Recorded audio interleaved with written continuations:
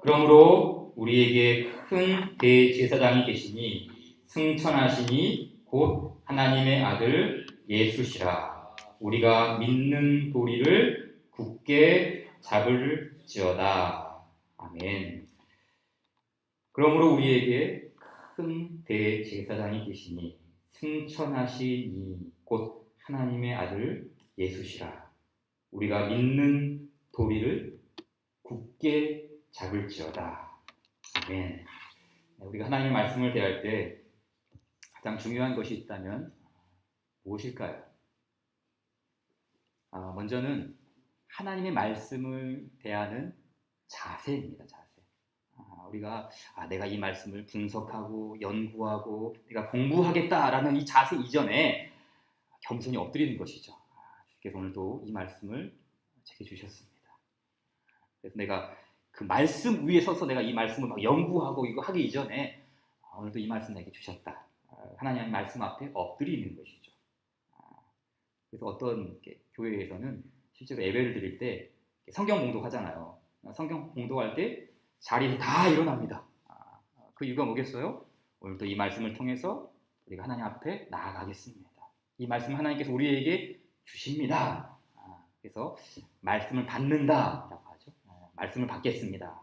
이런 것이죠. 오늘도 우리에게 주신 이 하나님의 말씀은 우리가 받아야 할 하나님의 말씀이죠. 또 하나 우리가 이렇게 말씀을 대할 때 중요하게 생각해야 될 건 뭐냐면은 질문을 던지는 것이죠. 그렇죠? 이 말씀을 하나님께서 내게 주시는데 내가 이 말씀을 잘 받아야 되는데 이 말씀을 이제 우리가 제대로 알기 위해서는 계속해서 질문을 던지는 것이죠. 이 14절의 말씀도 마찬가지예요. 그러므로 우리에게 큰 대제사장이 계시니 승천하시니 곧 하나님의 아들 예수시라. 우리가 믿는 도리를 굳게 잡을지어다 라고 했는데 질문을 던져보세요. 참 많은 질문이 나오죠. 먼저 믿는 도리가 뭘까요? 믿는 도리. 마지막에 믿는 도리를 굳게 잡을지어다 라고 했는데 믿는 도리가 뭐지? 믿는 도리. 이런 질문을 던지는 거예요. 자, 이 결론부터 말하자면 이 믿는 도리라는 이 말은 신앙 고백이에요. 신앙 고백. 믿는 도리라는 말은 영어로는 confession이라고 되어 있었고요. 원문에는 신앙 고백이에요. 신앙 고백. 그래서 우리 새번역 성경 가지고 계시는 분들도 계시는데 새번역 성경을 보니까 이 부분을 좀 자세히 번역했더라고요.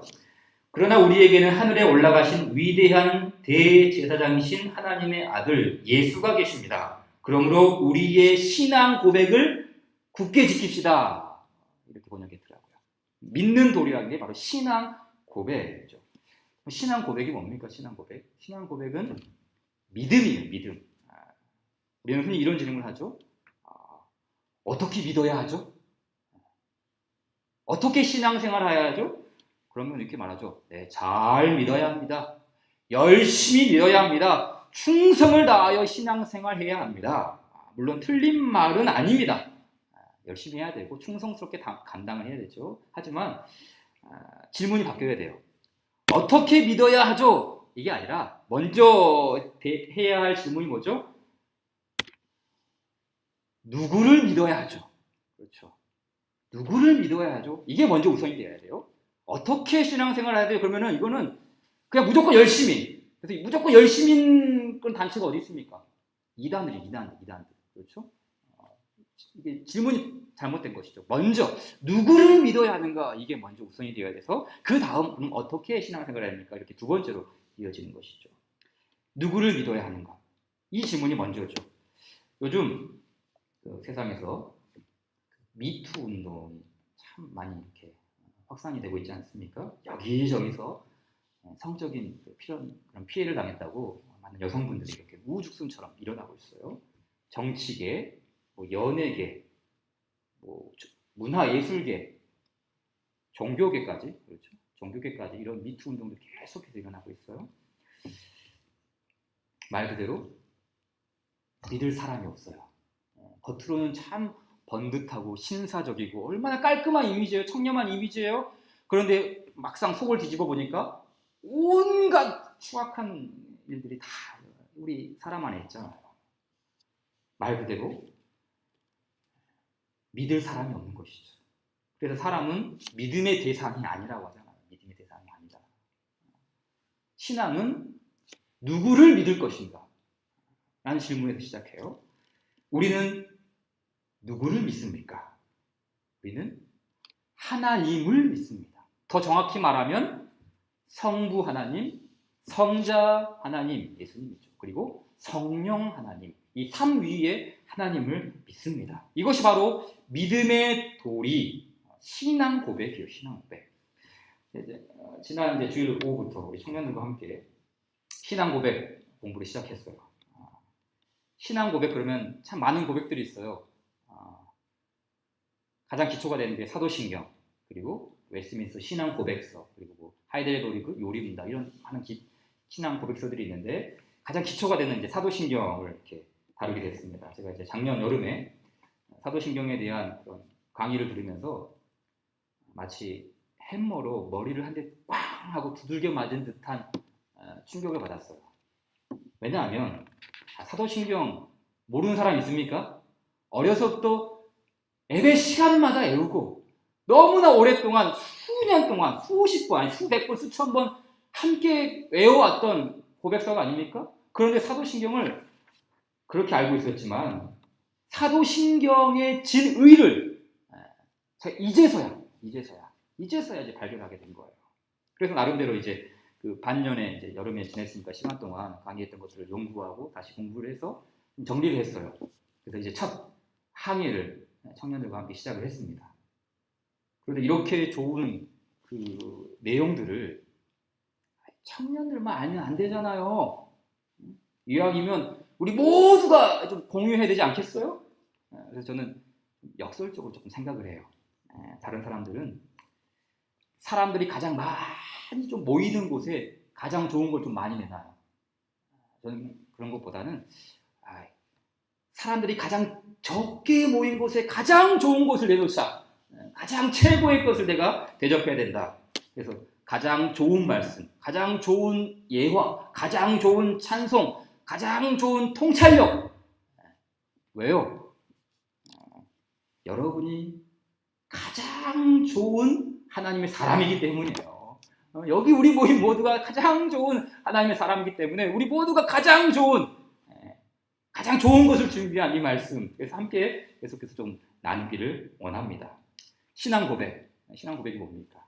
하나님이 우리에게 주시는 은혜의 통로입니다. 은혜의 통로.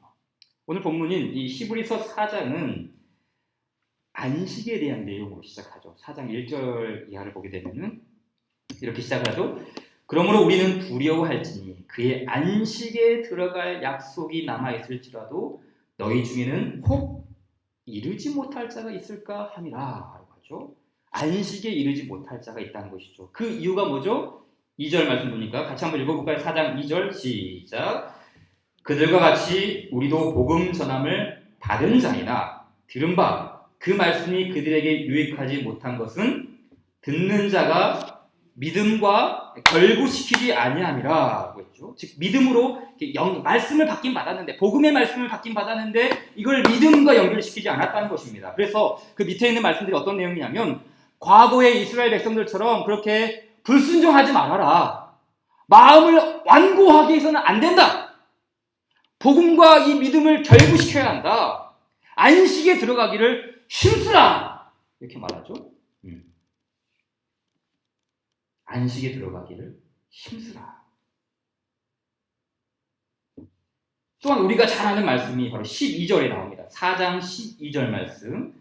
자, 이 말씀 보니까 제가 읽겠습니다. 하나님의 말씀은 살아있고 활력이 있어 좌우의 날선 어떤 검보다도 예비하여 혼과 영과 및 관절과 골수를 찔러 쪼개기까지 하며 또 마음의 생각과 뜻을 판단하나니. 자, 우리가 이 말씀을 흔히 좀 생각할 때는 말씀의 능력으로 좀 생각하는 게 있는데, 좀 말씀의 능력이 맞아요. 이런 우리의 살아있어서, 말씀이 살아있어서 혼과 영과 및 관절 골수를 찔러서 쪼개는 것까지 그런 능력이 있는 건 맞아요. 근데 그 마지막 말씀 보게 되면은 판단한다. 하나님 말씀이 우리를 판단한다. 이게 무슨 뉘앙스죠? 그러니까는 죄인인 우리 앞에 이 말씀이 딱 비춰지면 우리의 모든 악함과 이 죄악성이 다 드러나는 거예요. 적나라하게 드러나는 거예요. 우리의 환부를 들춰내는 것이죠. 이 말씀의 역할이 바로 이렇게 그런 역할을 하는 것이죠. 그래서 13절 말씀 보세요. 13절 같이 한번 읽어볼까요? 시작. 지으신 것이 하나도 그 앞에 나타나지 않음이 없고 우리의 결산을 받으실 이의 눈 앞에 만물이 벌거벗은 것 같이 드러나느니라. 그렇죠. 우리가 그 하나님의 기준에 이르지 못했음을 하나님의 말씀이 판단하는 거예요. 말씀이 드러내서. 그러니 누가 하나님 앞에 설 수 있겠어요? 누가 하나님 앞에 나아갈 수 있겠어요? 아무도 없어요. 이게 13절까지의 말씀이에요. 그런데 하나님께서 길을 만드십니다. 그 길은 긍휼의 길이고 은혜의 길이며 자비의 길이에요. 그 길이 16절이 나오죠. 16절 같이 한번 읽어볼까요? 시작. 그러므로 우리는 긍휼하심을 받고 때를 따라 돕는 은혜를 얻기 위하여 은혜의 보좌 앞에 담대히 나아갈 것이니라. 아멘. 자 보세요. 어떻게 13절에서 16절로 끝을 낼 수가 있습니까? 13절보다 13절 분명히 벌거벗은 몸이에요. 13절 벌거벗은 몸. 그렇죠? 다 드러납니다. 하나님 말씀의 그 기준 앞에 우리의 죄악됨과 우리의 악함이 다 드러나요. 벌거벗은 몸이에요. 그런데 16절에서는 은혜의 옷을 입어요. 긍휼하심의 옷을 입어요. 다 벌거벗게 된 그 추악한 모습이 하나님의 은총 안에서 은혜의 옷을 입게 됩니다. 어떻게 이런 일이 가능하죠? 바로 14절의 말씀이 있기 때문에 14절. 그러므로 우리에게 큰 대제사장이 계시니 이 대제사장이 누굽니까? 대제사장. 우리의 허물을 덮는 분이요. 우리를 하나님 앞으로 인도하는 분이요. 우리를 동정하시는 분이라고 합니다. 동정하시는 분. 그분은 승천하시니 곧 하나님의 아들 예수시라. 그러면서 우리가 믿는 도리, 신앙 고백이죠. 믿는 도리를 굳게 잡을지어다 라고 했어요. 즉 신앙 고백이 은혜의 보좌 앞으로 나아가는 핵심이라는 것이 아닌가요? 그렇죠? 13절에서 다 벌거벗겨졌어요. 그런데 16절에서 은혜 앞으로 나갑니다. 그런데 이것이 어떻게 가능한가? 믿음의 도리, 신앙의 고백을 통해서 우리가 하나님 앞으로 나아갈 수 있다는 것이죠. 그래서 믿음의 도리를 굳게 잡아라. 신앙 고백을 굳게 잡아라 라고 말씀합니다. 히브리서 10장 23절에도 같은 말씀이 있어요. 우리 같이 한번 읽어볼까요? 시작. 또 약속하신 이는 미쁘시니 우리가 믿는 도리의 소망을 움직이지 말며 굳게 잡아라 라고 하죠. 우리가 믿는 도리, 신앙 고백에 믿는 그 도리의 소망을 움직이지 말아라. 여러분, 신앙 고백 안에는 소망이 있습니다. 왜 그런가요? 신앙 고백의 대상은 삼위 하나님이기 때문이에요. 하나님이 우리의 소망입니다. 믿는 도리의 소망. 그 하나님, 믿음의 대상이 되시는 그 하나님을 우리가 붙잡고 있을 때 참된 소망이 솟아오르는 것이죠. 그렇기 때문에 이 신앙 고백인 기초, 신앙 고백의 기초인 사도신경이 얼마나 중요한지 몰라요. 어떤 분들은 진짜 이런 사람도 있어요. 사도신경은 이거 성경에 나오는 말이야? 주기도문 성경에 나오는데 사도신경 성경에 안 나오잖아. 이거는 인간이 만든 거야. 이건 해도 되고 안 해도 되는 거야. 그래서 어떤 교회는 실제로 사도신경이 없이 예배를 드리는 교회도 있습니다. 그냥 앞에는 찬양만 막 한 10곡, 20곡 찬양 많이 하고 그 다음 바로 하나님 말씀 보겠습니다. 이렇게 들어가죠. 사도신경이 없는, 그렇게 생각하는 사람도 있어요. 오해죠, 오해. 먼저 사도신경에 대한 좀 오해를 좀 잡겠습니다. 사도신경이라고 그러니까 이 사도신경은 예수님의 제자들이, 즉 사도들이 사도신경을 만든 것이다. 그렇지는 않습니다. 예수님의 제자들이 직접 만든 것은 아닙니다. 하지만 이 사도신경 안에는 사도들의 가르침이 고스란히 들어있어요. 이 사도신경 안에는 예수의 제자들이 가르쳤던 그 모든 진리의 말씀들이 고스란히 담겨 있죠. 그럼 여러분 생각해 볼까요? 그럼 그 사도들이 배웠던 그 모든 신앙의 내용들은 누구에게서 받은 것입니까? 그렇죠. 예수님이죠, 예수님. 인간이 만들어낸 게 아니라 예수 그리스도께로부터 받은 그 말씀을 사도들이 종합해서 만들어낸 것이죠. 그러나 이 신앙 고백의 기초는, 근거는 예수 그리스도 삼위 하나님이세요. 말씀을 볼까요? 우리가 잘 아는 말씀이죠. 마태복음 16장 16절 17절 말씀에 주는 그리스도시요 살아계신 하나님의 아들이십니다. 그 다음 이를 네게 알리한 이는 혈육이 아니요 하늘에 계신 내 아버지시냐. 그렇죠. 성부 하나님이죠. 신앙 고백의 이 근거가 되는 말씀. 살아계신 하나님의 아들이다. 주는 그리스도. 이 말을 누가 알게 했는가? 하나님으로부터 왔다. 또 갈라디아 말씀에 사도 바울이 말하죠. 내가 전한 복음은 뭐라고요? 사람에게서 받은 것도 아니요, 또 인간에게 배운 것도 아니요, 오직 예수 그리스도의 계시로 말미암으니라. 성자 하나님 예수 그리스도. 또 에베소서 1장 17절 말씀에는 우리 주 예수 그리스도의 하나님 영광의 아버지께서 지혜와 계시의 영, 성령님이죠. 그 지혜와 계시의 영을 너희에게 주사 하나님을 알게 하시고. 그러니까 이 신앙 고백의 근거가 되는 모든 기초는 삼위 하나님으로부터 온 것이죠. 결코 인간이 만들어낸 게 아니라는 것이죠. 그러기에 이 사도신경의 이 고백은 삼위 하나님이 어떤 분이신지를 드러내고 있어요.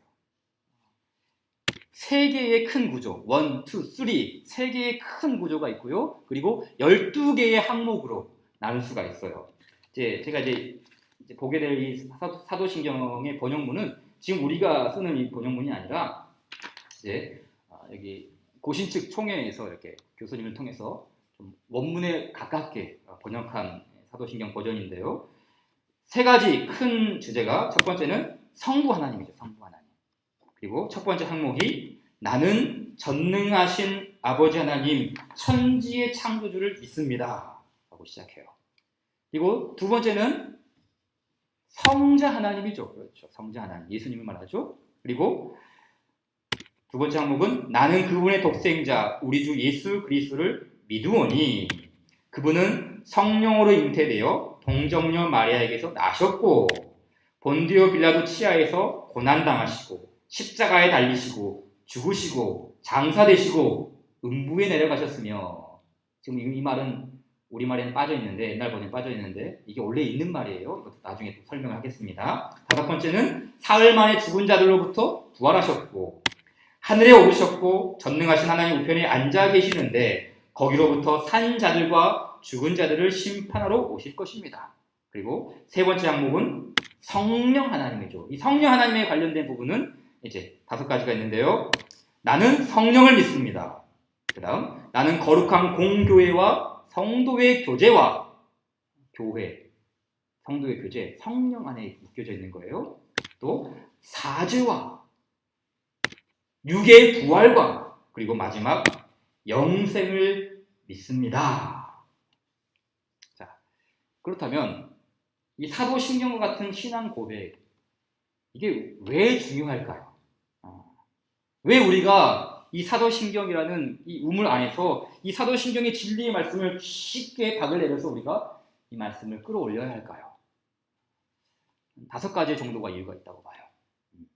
먼저는 잘못된 신앙을 분별할 수 있어요. 사도신경만 제대로 붙잡고 있어도 잘못된 신앙이 뭔지를 우리가 분별할 수가 있어요. 그럼 이단들은 사도신경을 고백할까요? 안 할까요? 안 하죠. 이단들에게 신앙 고백서가 있을까요? 자기들 나름대로 신앙 고백서는 있겠죠. 나는 전능하사 천지를 만드신 이만희를 믿사오며 이렇게 만든 것들이 있겠죠. 그들 나름대로 교리죠. 그러나 그릇된 신앙 고백, 잘못된 신앙 고백으로는 구원을 받을 수 없어요. 진정한 믿음이란 게 뭡니까? 믿습니다. 믿습니다. 무조건적인 이 믿음을 남발하는 것이 신앙이 아니에요. 믿음의 내용을 붙드는 것. 그렇죠. 믿음의 내용. 구원 얻는 믿음의 그 지식과 내용을 붙드는 것이 진정한 믿음, 구원에 이르는 믿음이죠. 신조학이라는 책에서 필립 샤프라는 교회사가가 이렇게 말했어요. 사도신경은 요약된 교리를 논리적으로 진술한 것이 아니라 살아 움직이는 사실과 구원을 가져다주는 진리에 대한 신앙의 고백이다.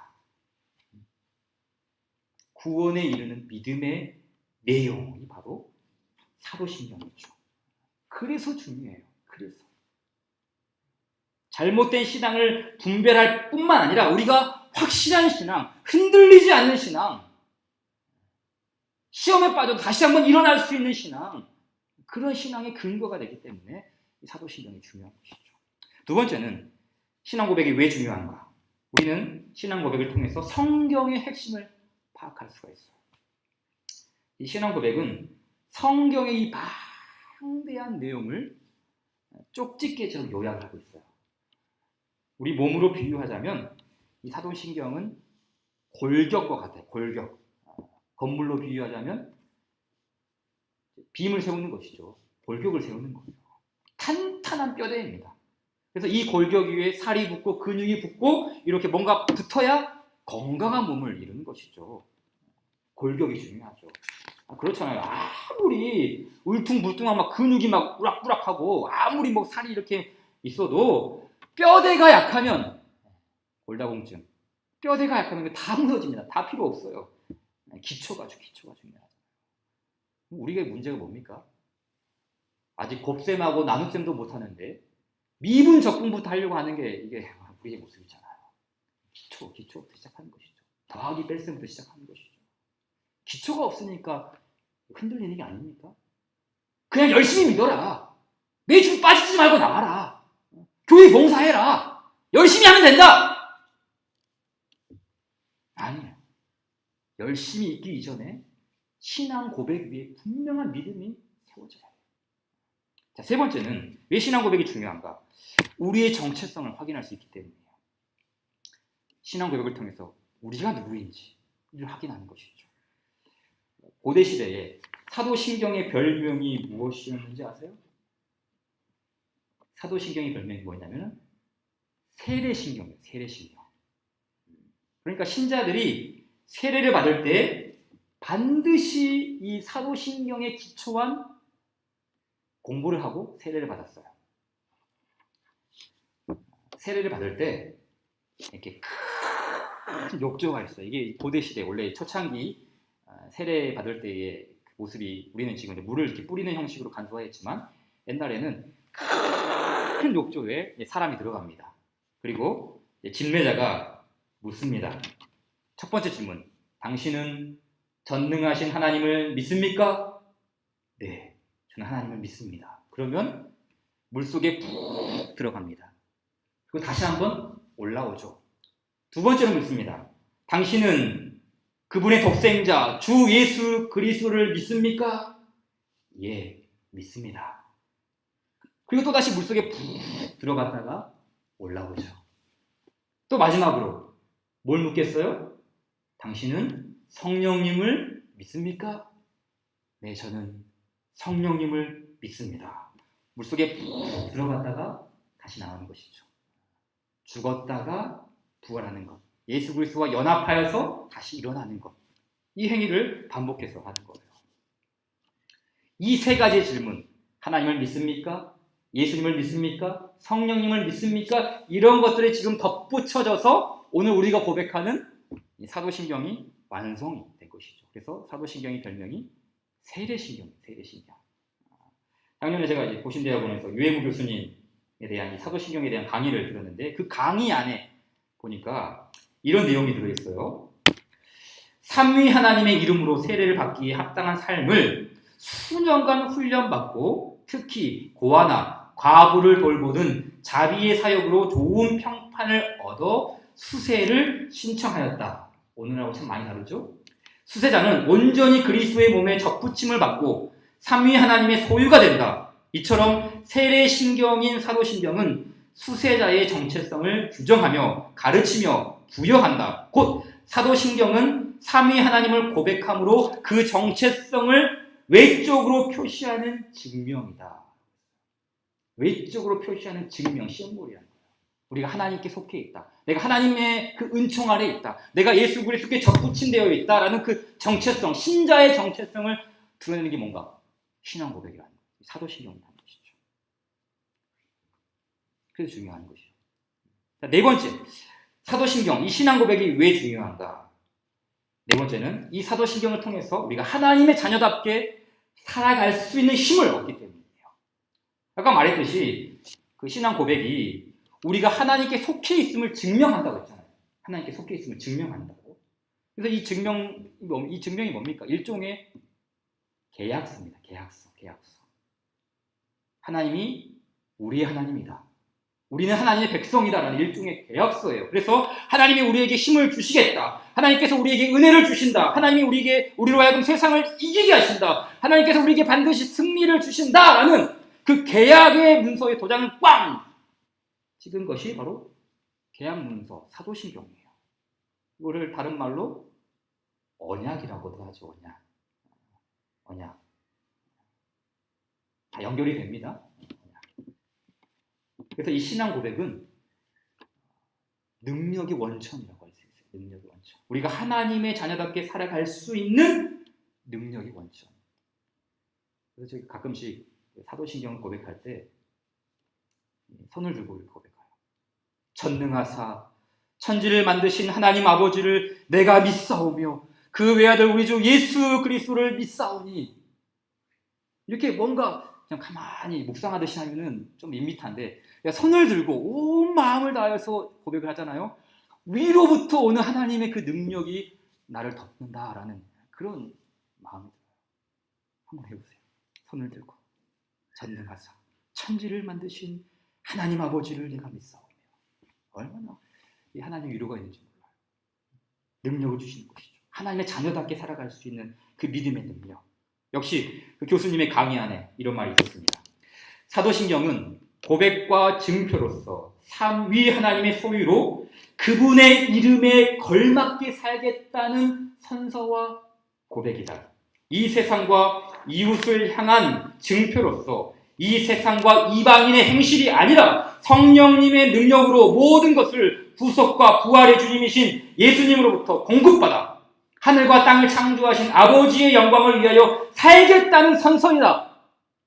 그래서 수세자는 삼위 하나님을 모신 형상으로 거듭나서 남은 그 형상으로서의 육신의 남은 때를 살아간다. 이 육신 남은 때를 살아간다는 말이 베드로전서 4장에 나오는데 같이 한번 읽어볼까요? 4장 13절, 4장 2절이죠. 시작. 그 후로는 다시 사람의 정욕을 따르지 않고 하나님의 뜻을 따라 육체의 남은 때를 살게 하려 하시다.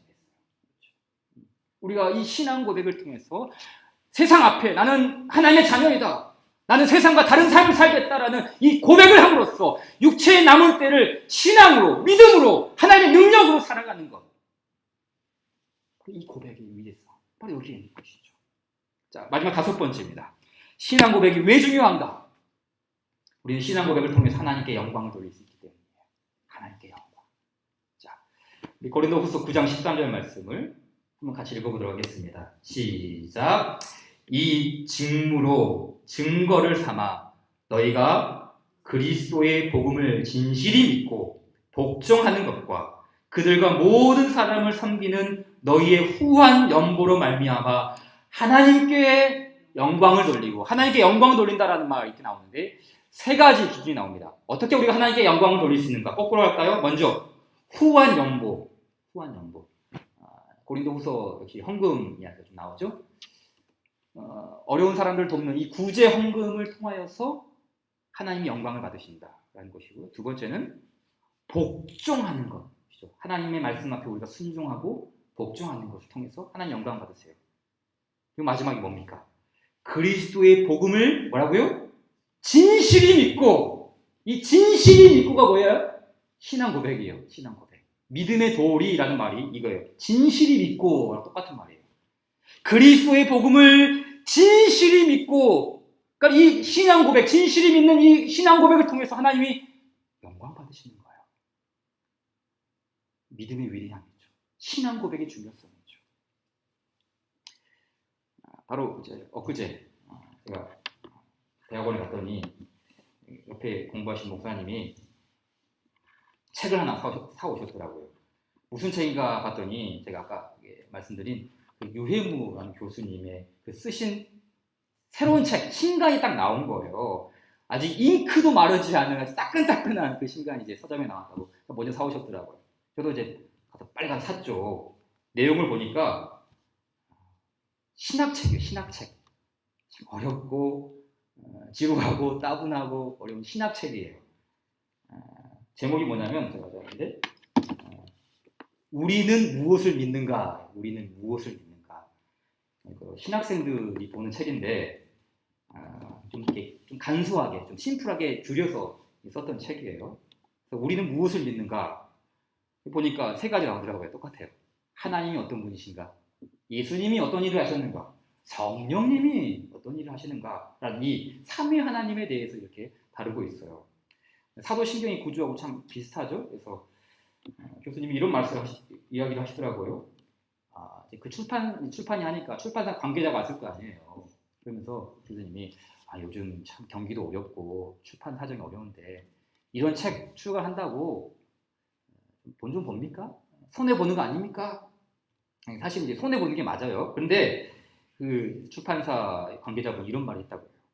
교수님, 출판 시장이 어렵다고 해도 우리 회사에 독자층이 있는데 약 1,500명 정도 됩니다.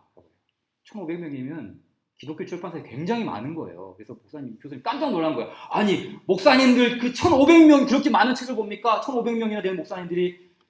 그러니까 이 출판 관계자 뭐라고 하는지 아세요? 목사님들이 아니고요. 일반 교우들이에요. 나는 무슨 말이냐면 목사님들이 책을 안 본대요. 이런 신학서적 이런 거 잘 안 본대요. 어려운 거 안 본대요. 제가 이 이야기 듣는 깜짝 놀랐죠. 아니, 일반 성도들도 신학생들도 어려워하는 이런 책을 읽는데 교인들이 왜 이런 책을 읽는가? 신학생들도 안 읽고 목회자들도 안 읽는데 왜 일반 교인들이 이런 책을 읽을까? 사실 저는 그렇거든요. 목사님 저도 책을 보는 이유가 뭔가 내가 좀 성경을 연구하면서 인용할 거리 좀 찾기 위해서 좋은 애화거리 없나? 근데 일반 교인들이 이런 책을 보는 이유가 뭐겠습니까? 뭐 다른 사람한테 자랑하기 위해서 그럴까요? 아니죠. 뭐겠어요? 자신의 신앙을 깊이 있게 세우기 위해서가 아닐까요? 자신의 신앙을 좀 더 확실하게 하나님 말씀으로부터 굳건하게 세우기 위해서 내가 이런 책을 좀 봐야 되겠다. 그런 의미가 아닙니까? 하나님의 말씀을 더 분명하게 알기 위해서 육체의 남은 때를 내가 신앙으로 살기 위해서 이 말씀, 이런 서적들을 좀 음미해야 되겠다. 그런 거 아닙니까? 그래서 제가 이 책을 보면서 이제 엊그저께 나왔으니까 이 책을 통해서 사도신경 강의를 해나가면은 좀 쉽겠다, 더 좀 좋겠다라고 이렇게 좀 생각이 들어요. 제가 이렇게 화면을 보여줘도 참 좋긴 하지만 우리가 이거 보면서 이거 있으면 좋잖아요. 야, 우리 27페이지 좀 보겠습니다. 하면은 딱 27페이지 펴가지고 같이 읽고 좀 폼나잖아요. 일반 성도들도 이렇게 읽는다는데 얼마 안 합니다. 한번 사십시오. 네, 한번 사십시오. 좀 구매할 의사가 있으신 분들은 저한테 알려주시면 제가 이 저자의 친필 사인까지도 받아올 수 있습니다. 네, 그래서 이렇게 같이 참고하면서 보면 참 좋겠다라는 생각이 들어요. 근데 제가 왜 이 이야기를 하냐면 이 책 그 마지막에 보게 되면은 뭐가 나오냐면 하나님이 어떤 분이신가, 예수님이 어떤 분인가, 성령님이 어떤 분인가 한 다음에 어떻게 끝나는지 아세요? 맺는 말이 송영으로 끝나요. 송영. 송영이 뭐예요? 송영?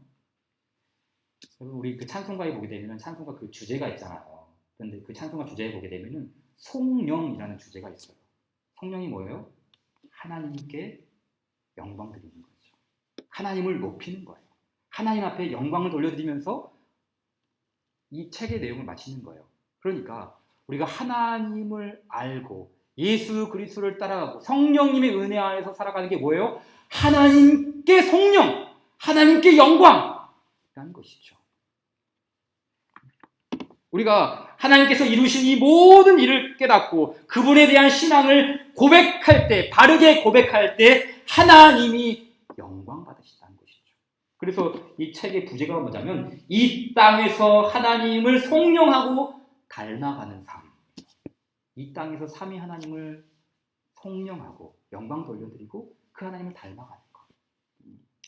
말씀을 맺겠습니다. 지금 오늘 이 설교를 마치면서 찬송곡 하나를 나누고자 하는데요. 세례와 좀 관련된 찬송인 것 같아요. 제가 봤을 때는 285장에 이런 가사가 있죠. 주의 말씀 받은 그날 참 기쁘고 복되도다. 이 기쁜 맘 못 이겨서 온 세상에 전하노라. 이 좋은 날 내 천한 몸 새 사람이 되었으니 이 몸과 맘 다 바쳐서 영광의 주 늘 섬기리. 새 사람 된 그날부터 평안한 마음 늘 있었어. 이 복된 말 전하는 일 나의 본분 삼았도다. 사도신경의 별명이 세례신경이라고 했잖아요. 물론 우리는 오래전에 세례 받았습니다. 오래전에 받았죠. 또다시 내가 세례를 받아야 되는가? 그건 아니죠. 하지만 이 세례의 그 참된 의미와 그 세례의 감격을 꼭 박물관에 우리가 두고 오지 않았습니까? 화석화된 신앙, 굳어버린 신앙의 감격, 박물관 안에 있으면 안 돼요. 우리 날마다 새로워져야 돼요. 그래서 이 찬양의 같은 가사의 고백처럼 오늘 또 주의 말씀 주셔서 참 기쁘고 복이 됩니다. 오늘 또 나는 주 안에서 새로운 피조물입니다. 이제는 새 사람이 되어서 날마다 새 사람이 되어서 육신의 남은 때를 살겠습니다. 이것이 세례의 감격이 아닌가요? 이 복된 말 전하는 일 나의 본분 삼았도다. 물론 복된 말을 전하는 것 전도일 수도 있죠. 그런데 이 복된 말 전하는 것, 복된 말이 뭡니까? 신앙 고백. 이 복된 말 내가 고백하는 것, 이 복된 말 내가 주 앞에 선언하는 것, 이 복된 말 주 앞에 내가 아뢰오는 것, 나의 본분 삼았도다. 그 신앙 고백이 포괄하고 있는 모든 의미를 통해서 우리가 하나님께 영광 돌리는 것이죠. 그래서 이 후렴 가사에 보게 되면은 뭐라고 나옵니까? 기쁜 날 주 나의 죄 다 씻은 날. 이게 끝이 아니죠. 그 다음 가사가 뭐예요? 늘 깨어서 기도하고 늘 기쁘게 살아가리. 육신의 남은 때를 신앙으로 살겠다는 것이죠. 기쁜 날 주 나의 죄 다 씻은 날. 기쁜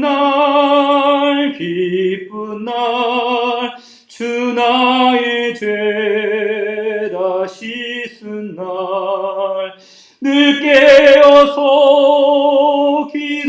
기도하고 늘 기쁘게 살아가리. 기쁜 날 주 나의 죄 다 씻은. 기쁜 날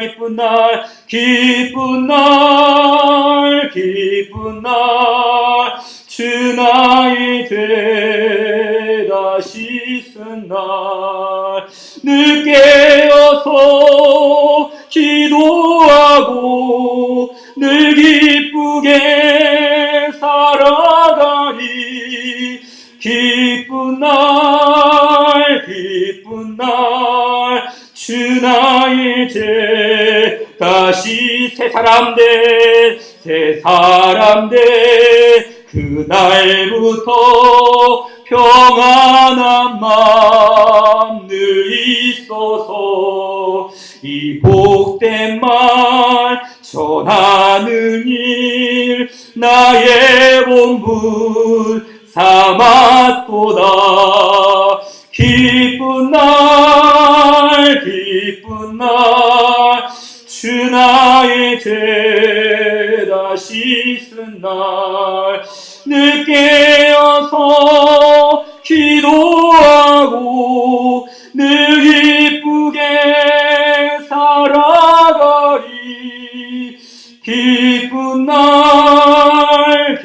기쁜 날 주 나의 죄 다 씻은 날. 우리 함께 우리의 이 모임을 사도신경을 고백함으로써 마치도록 하겠습니다. 같이 고백합시다. 전능하사 천지를 만드신 하나님 아버지를 내가 믿사오며 그 외아들 우리 주 예수 그리스도를 믿사오니 이는 성령으로 잉태하사 동정녀 마리아에게 나시고 본디오 빌라도에게 고난을 받으사 십자가에 못 박혀 죽으시고 장사한 지 사흘 만에 죽은 자 가운데서 다시 살아나시며 하늘에 오르사 전능하신 하나님 우편에 앉아 계시다가 저리로서 산자와 죽은 자를 심판하러 오시리라. 성령을 믿사오며 거룩한 공회와 성도가 서로 교통하는 것과 죄를 사하여 주시는 것과 몸이 다시 사는 것과 영원히 사는 것을 믿사옵나이다. 아멘.